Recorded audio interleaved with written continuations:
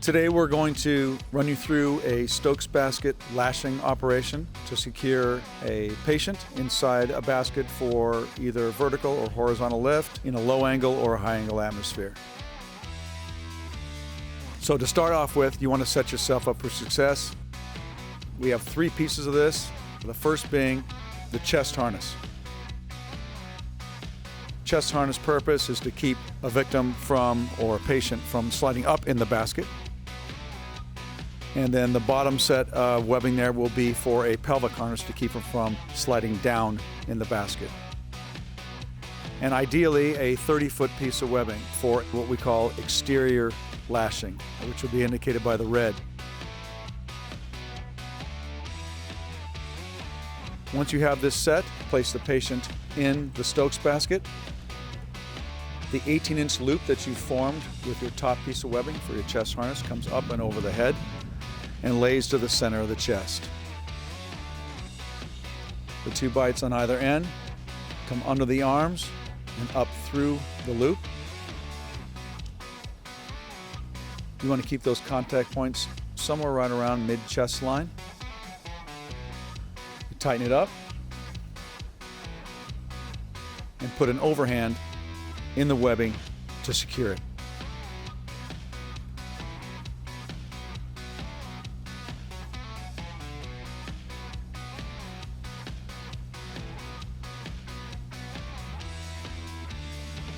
Once you have tightened that down, you bring the two ends of the webbing down to a lower contact point in the basket, and we like to use the larger vertical members of the basket to secure these ends of the webbing.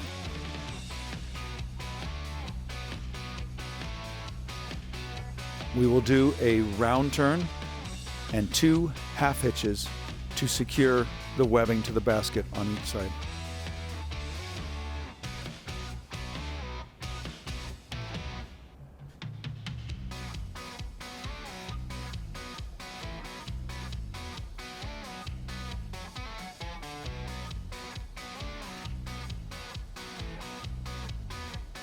As you can see, once it's secured, it prevents the patient from sliding up in the basket, just in case the basket gets inverted for some reason, or you have to move the patient feet first coming up the hill in a low angle or in a high angle environment.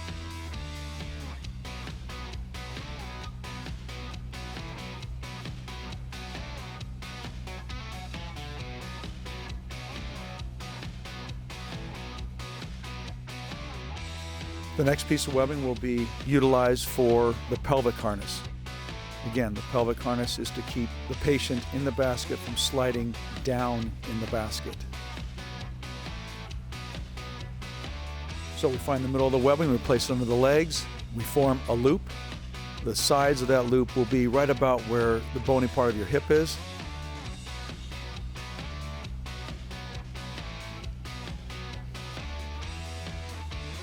The ends of the webbing come around the leg, come underneath the loop, and just like the chest harness, we secure it with an overhand.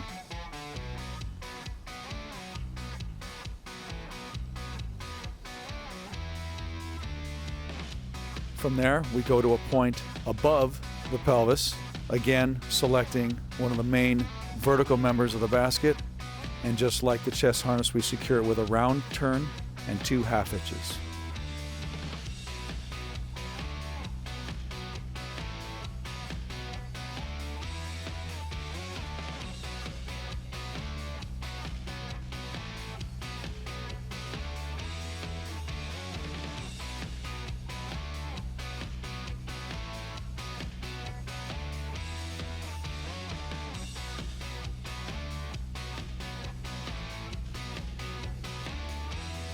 Any additional webbing at the end of tying the knots can be tucked under the patient or inside the basket.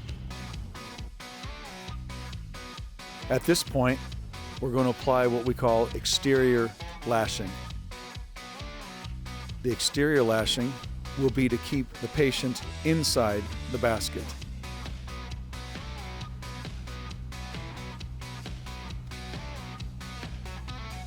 We find the center of the webbing. In this case, we have a 30-foot piece of webbing.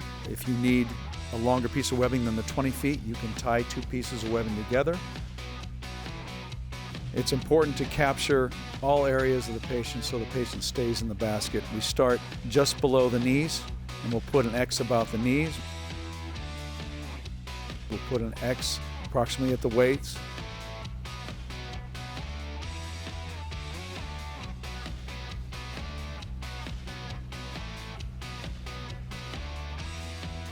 And there'll be another X at the chest.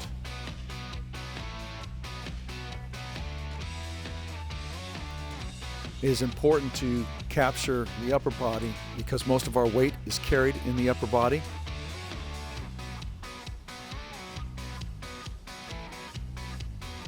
And if you notice, as they formed their exterior lashing, they kept it off the top rail of the Stokes basket. This is to avoid any contact with sharp objects with the webbing itself, to prevent any damage to the webbing. Once we have reeved it through, much like a shoelace, we will take the longer end and we will tie it off, once again with a round turn and 2 half hitches.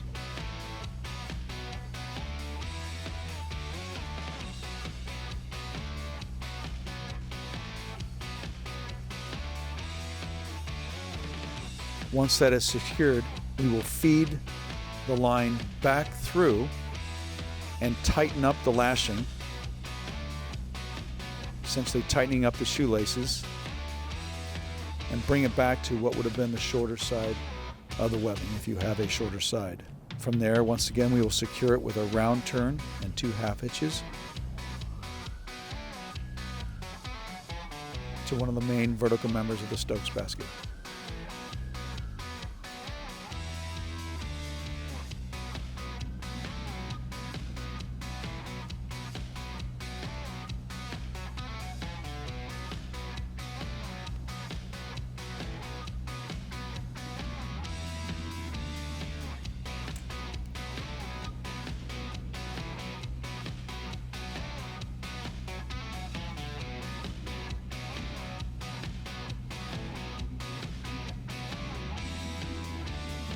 And again, any excess webbing can be tucked in or around the patient inside the basket. From here, the patient is ready to be hooked to a system or carried by other rescuers to safety.